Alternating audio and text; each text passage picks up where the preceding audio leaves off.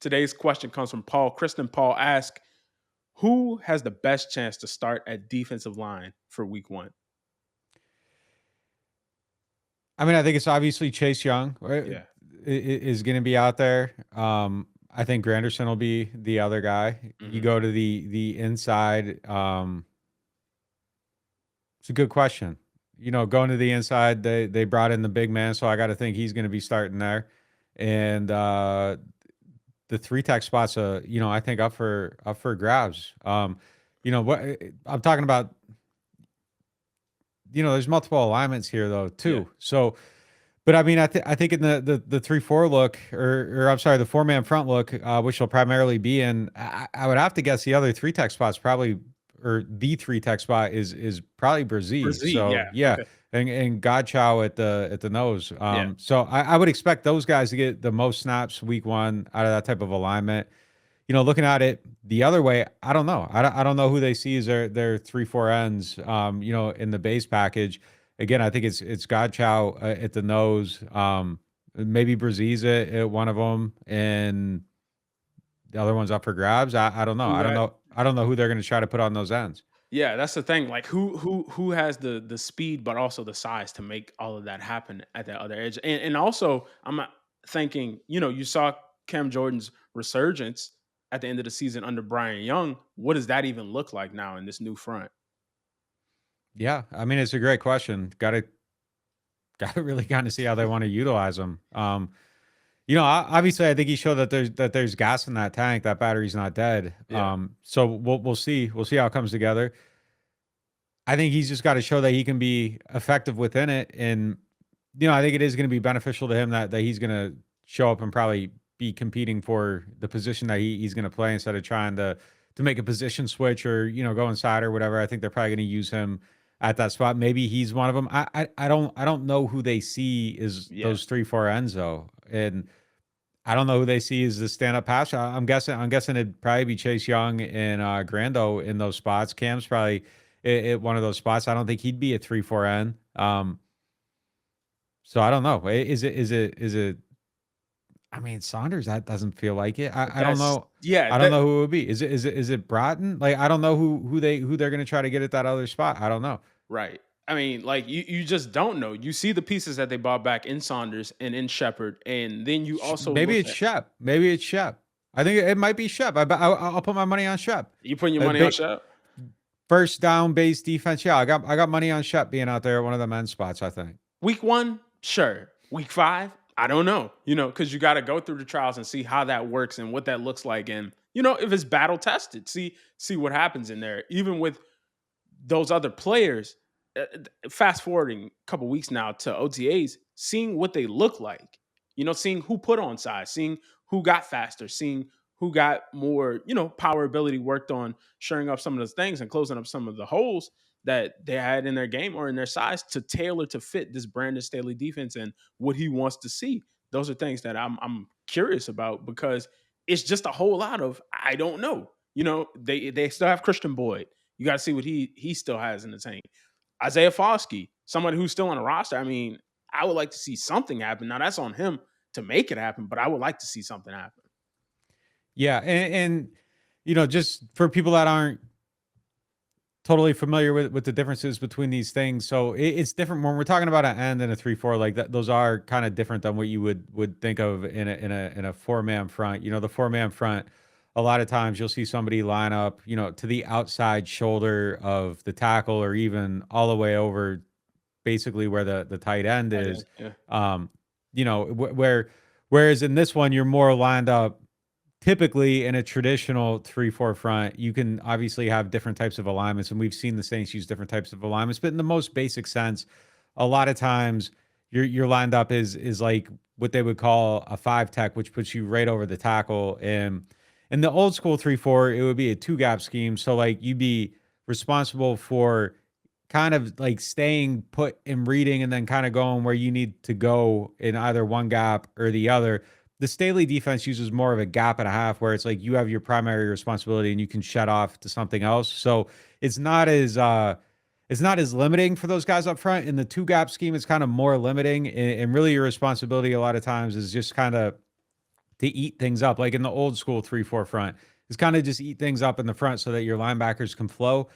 In the Staley front, in the Fangio front, it's a little bit more attacking, but it kind of marries the two. It kind of exists in between the two different principles of one gapping, which is really kind of what you have seen the Saints do with that 4-man front versus the 2-man, the two gapping where Yeah. so it kind of exists in the middle where you can attack, but like you're also responsible for kind of looking over your shoulder a little bit for just that little bit of other responsibility. And the idea is that you're always going to have something covered, and there aren't going to be those easy cutback lanes for like a running back or whoever. So nothing should ever be left uncovered, but you have the ability to kind of go in that gap and a half scheme. So it exists somewhere in between the two, but the body types are different for what you would want in these areas. So obviously in the Saints 4-man front, Nate Shepard would never ever be able to be considered like an end or an edge player. Like he's playing more of the inside 3 tech, which kind of puts you on the guard. Whereas in this, like you might play like a 4-eye or 4 or a 5 tech, which kind of just moves you over a little bit. So yeah, I mean, it's just different responsibilities. Yeah. What do you think gives Shep the edge this early? I don't know. I mean, I'm just kind of throwing darts here. But Yeah. he just kind of feels like he has a little bit more of that length, size, speed, power, weight Yeah. combination to do it. But seeing it in practice and kind of talking about it in theory, I mean, it's a little bit hard because like none of it's clean. None of it's not your, it's not clean. If it's just you're trying to make something kind of work out of some other different pieces. And we just really haven't been able to envision them in those spots. And the Saints have done a lot of three-man front stuff, but a lot of times they were doing it to create confusion on pass rushing downs, and it wasn't really down one. Saquon's going to run the ball, get out here to run stuff. So I think that changes the math significantly.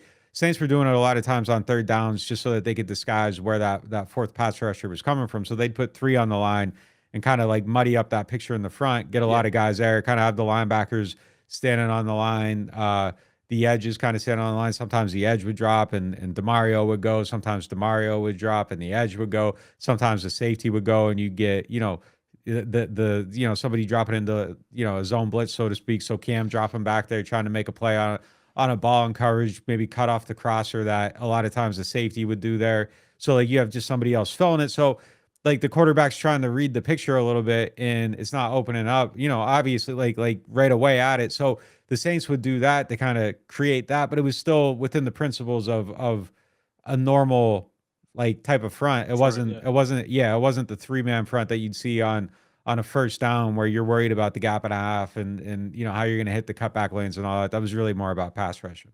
Yeah. Yeah. I mean, look, it's just so exciting just to see all this new stuff. I know the team during the season may not have the record that, the fans want, but there's so many small pockets of hope inside of the team, just of new stuff, new exciting stuff to see happen from the offense to the defense, specifically defensive line, and then at quarterback.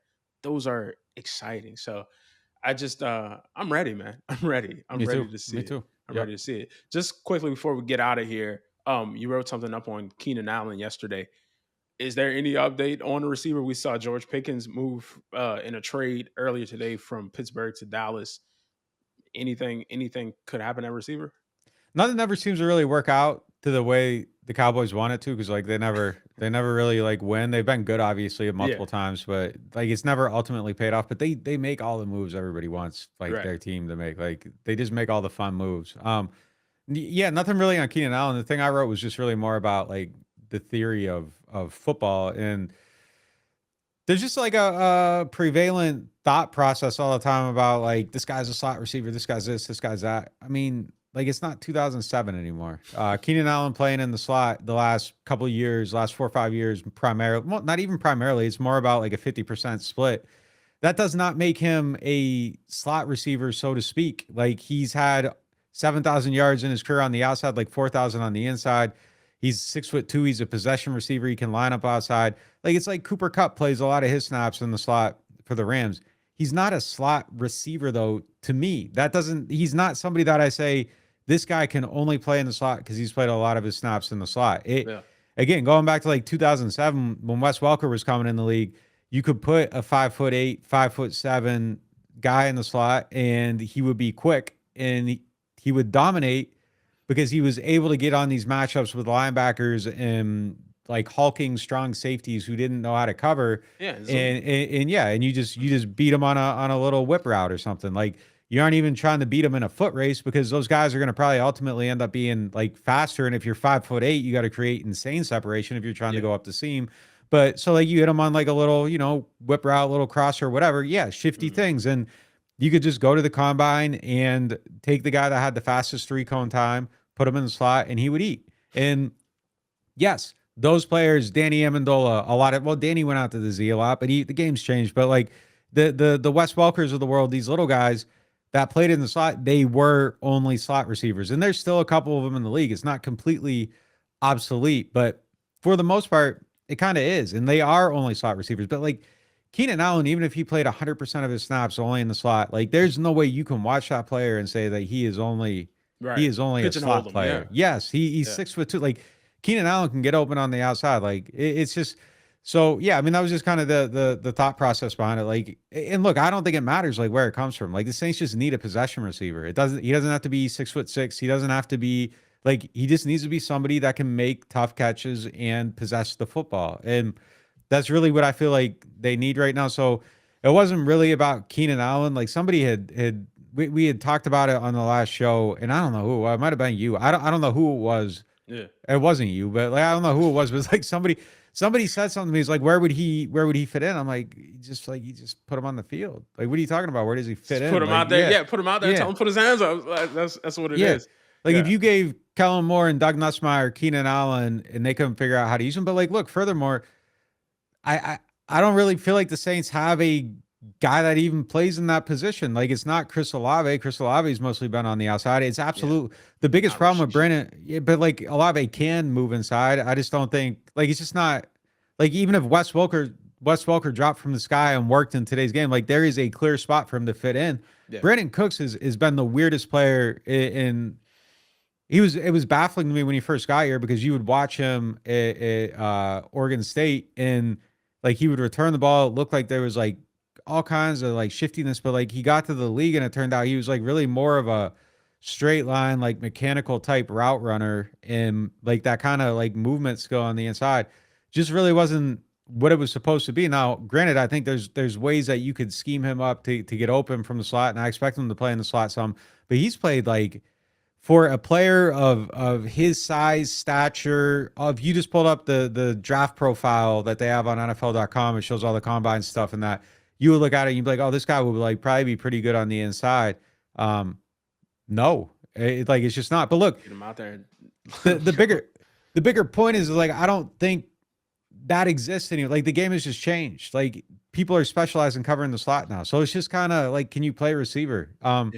And you aren't dropping anyone anywhere for that many snaps. Smith-Njigba played like 70% in the slot last year, but like I think that's more about now that DK's gone. I bet he plays more on the outside. He'll play more on the outside because Kubiak doesn't play 11 personnel as much as they did. So and then they got Cup up there too. Yeah, so he's gonna. It's just like you don't put. It's not like we're playing the Chargers. They're going to put Keenan Allen in the slot. Here's our coverage for him. It's going to work for all 65 snaps of the game. Like people have to move around. Like, okay, Mike Evans is going to play on the outside, but like he's also going to go on the inside a little bit. Justin Jefferson plays on the outside. He's going to play 26% of his snaps on the inside at almost every single game. So you have to have a plan for that. And then when he goes in there, how do you cover him? It's not like, back in the day, it was just like, here's the X, here's the Z, here's the slot. They're going to play those snaps every single time, and it's going to work. And then it's just like the defenses were like, wait a minute. Like, we can't have a linebacker on this guy. Like, people need to get better at these things. And like the game, it evolves and it shifts. Yeah, the game is definitely evolved. No question about it. So definitely excited to see how they, add or reconfigure pieces that they already have. Because Bub Means is 6'2". I saw yesterday a comparison between him and AJ. Don't do that. Don't do that. Don't do that. There's a lot of guys that are the same height, weight, Measurement speed. wise, Yeah. measurement wise. There's That's a all lot I'm of saying. people that That's are the all I'm saying. same that aren't the same. Look, I have high hopes for Bubba. Like putting Yeah. that on him is great. Like that's not even fair to him. Like I I'm not. seen it Yeah, all yeah. over. No, No, I I seen it all wasn't. I over. wasn't even trying to stamp him as. Oh, you could be that. No, no, no, no, no. Just because you got a Chrysler 300 and a Phantom, don't mean it's the same thing. They both cars. They both got the same type of Yeah. bodies, but it's not the same thing. But I was just saying, in terms of the measurements, in terms of pin holding people in the spots, that's not the case anymore. The measurements can be what they are, but their skill on the field could be something completely different.